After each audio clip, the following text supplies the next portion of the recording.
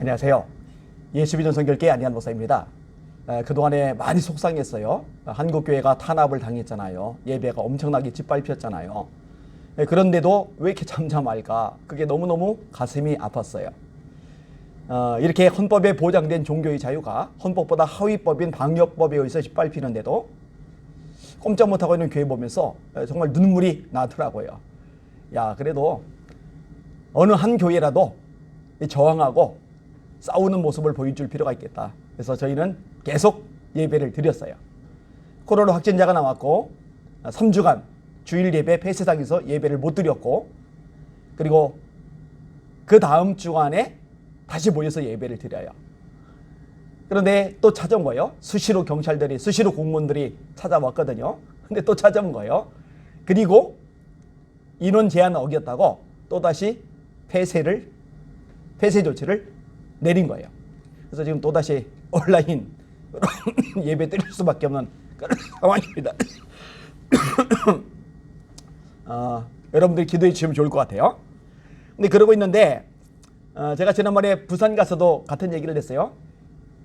이렇게 압박을 많이 받고 있는 와중에 세계교회가 선언을 한 거예요. 우리 예배를 위해서 싸우겠다. 예배를 계속 드리겠다. 이 교회 6번이나 고소 고발을 당했죠. 그리고 이번에 확실히 폐쇄가 되었죠. 근데 인간적으로 보면 손해인 것 같지만은 시간이 지나면 알 겁니다. 이 교회에 엄청난 축복과 기적으로 돌아갈 겁니다. 그리고 이제 세계교회 손윤모 목사님을 지지한다고 각 지역의 기독교 단체 연합 회장님들이 참여를 하셨어요. 저도 그때 이명무 목사님 초청으로 참여를 해서 지지 발언을 했어요. 그렇게 막 들고 일어나는 모습을 보면서 얼마나 감사하고 기뻤는지 몰라요. 그날 뭐 KBS, MBC, YTN, JTBC, 연합뉴스, 언론 매체들이 다 왔는데요. 아니나 다를까 왜곡해서 엉터리 거짓 기사들, 방송들 참 많이 내보내더라고요. 뭐 그건 예견한 일이고, 그럼에도 불구하고 그렇게 단체로 일어날 수 있다라는 게 얼마나 용기가 되는지 모릅니다. 그 다음에 예자연, 예배 회복을 위한 자유시민연대가 만들어졌죠. 저도 여기에 또 합류를 하고 있어요. 그래서 교회들 모아서 1차 행정소송을 진행을 해나가고 있고요. 작년 12월 31일에 마감일이었어요. 그 다음에 2차 또 교회들을 모집해 나가고 있어요.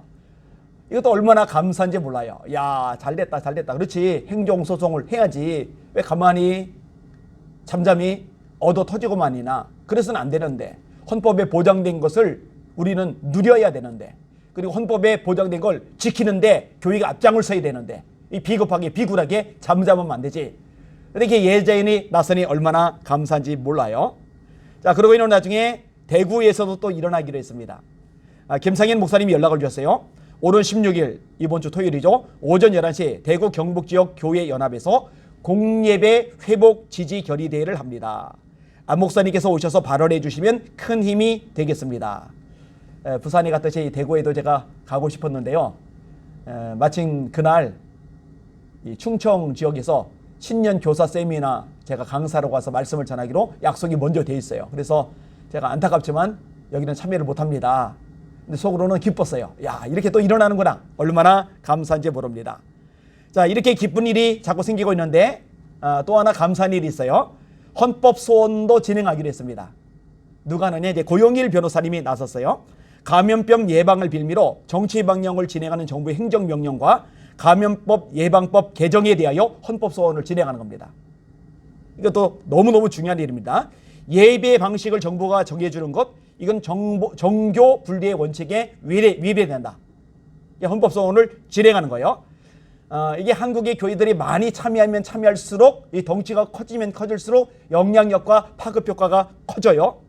현재까지 200여 교회가 참여를 했는데요. 많이 참여해 주시길 바랍니다. 이 방송을 듣는 분들 많잖아요. 그리고 여기저기 퍼나르고 계시잖아요. 이거 알리세요. 이럴 때야말로 한국교회가 연합을 하면은 이 난관 돌파할 수 있는 기회를 얻을 수가 있는 거거든요. 이거 놓치면 절대로 안 됩니다. 교회 이름, 담임 목사님 성함, 주소, 주민번호 앞자리, 고유번호증. 다시 말합니다. 교회명, 담임 목사님 성함, 주소, 주민번호 앞자리, 고유번호증. 이거를 고용일 변호사님께 사진으로 찍어서 헌법소원에 동참합니다. 헌법소원에 동참합니다. 라는 메시지하고 함께 보내시면은 참여할 수가 있게 되는 겁니다. 고용일 변호사님 전화번호는 010-2598-3040 010-2598-3040 제가 밑에다가 글로 적어 놓을게요. 그렇게 하면 활용할 수가 있을 것입니다. 전국의 모든 교회가 참여한다면은 진짜로 이 정치 권력이 겁을 집어먹을 수밖에 없을 거예요. 절대로 무시할 수가 없을 거예요. 그 헬스장 들고 일어났을 때 정세균 총리가 보안책 마련해라. 한교총 대표들이 가서 예배 부분 요청했을 때 이런지아의 거절. 헬스장만큼도 대접을 못 받고 무시를 당하는 이런 어처구니 없는 현실. 그런데 수많은 교회들이, 정말 많은 교회들이 이 헌법소원에 참여하면 이건 법적으로 싸우는 것이기 때문에 정치권이 이 문재인 정부가 쪼그라들 수밖에 없거든요. 그러니까 사명감을 가지고 많이 참석하시면은 여러분 교회에도 유익이 될 것이고 한국 교회에도 큰 도움이 될 것입니다. 고 변호사님과 관련해서 에피소드가 저에게 있어요. 제가요 한국 교회를 난도질하는 안티 기독교인들하고 오랫동안 싸웠어요. 진짜 모독하는 말을 심하게 하거든요. 야훼는 사막이 잡신이다. 어떤 사람은요 아이디를 아주 흉악하게 재요. 울집 개 이름 예수. 제가 그때 얼마나 속상하고 가슴 아파했는지 몰라요. 성경을 난도질합니다. 삼일체 하나님을 얼마나 욕보이는지 모릅니다. 이런 사람들하고 제가 오랫동안 싸웠어요. 그러다가 법무부 장관 국정원장 지내신 김승규 원장님이 저한테 이거 소송을 한번 진행하라고. 그래서 그때는 제가 사실은 집회나 또 이제 말씀, 기도 이런 것만 집중하고 그래 인터넷 공간에서 안티 기독교인들하고 논쟁 벌이고 그거나 그나마 이제 하던 상황이었기 때문에 좀 망설여지더라고요. 아니 목사가 고소하는 게 바람직할까 이런 생각이 들었던 거예요. 그런데 어쨌든 그 권면을 듣고 나서 제가 설득이 됐어요. 소송 진행을 했어요. 이때 고용일 변호사님이 변호사로 소송에 앞장을 서주셨어요. 6건가량이 진행되는데 6건 전부 다 제가 승소를 했습니다. 그리고 나서 참 재미있는 결과가 나왔는데요. 교회를 난도질하고 목회자들 완전히 함부로 짓밟던 이 안티기독교인들 세력이요 쭈그라드는 거예요.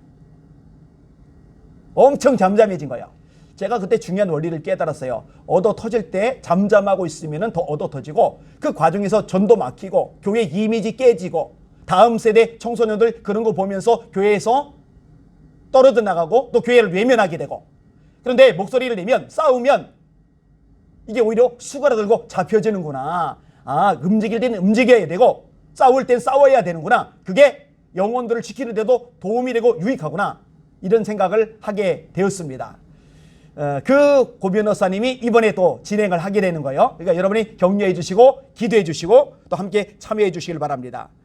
뭐 교회가 평화를 추구해야지 어쩌고 저쩌고 하는 사람들이 생각보다 많아요. 제가 막 속 터져요. 막 열불이 나요. 아니 강도가 들어와서 아내를 해야 하는데 자식들을 해야 하는데 그때도 평화 어쩌고 저쩌고 하면서 잠잠할 겁니까? 싸워야죠. 내가 다치더라도 싸워야죠. 전쟁이 벌어졌어요. 적들이 총 들고 와서 쏴대요. 그냥 맞고만 있을 거예요? 싸워야죠. 그때는요. 한국 교회가 난도질 당하잖아요. 주님의 몸된 교회가 엉망진창 되잖아요. 다음 세대에 무너져 가잖아요. 선교 박살 나가잖아요.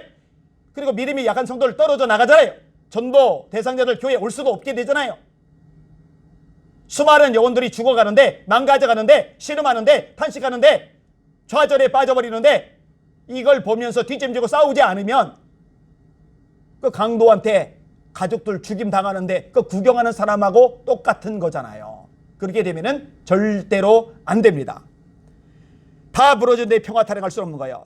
문재인 정부가 사실 참 어리석잖아요.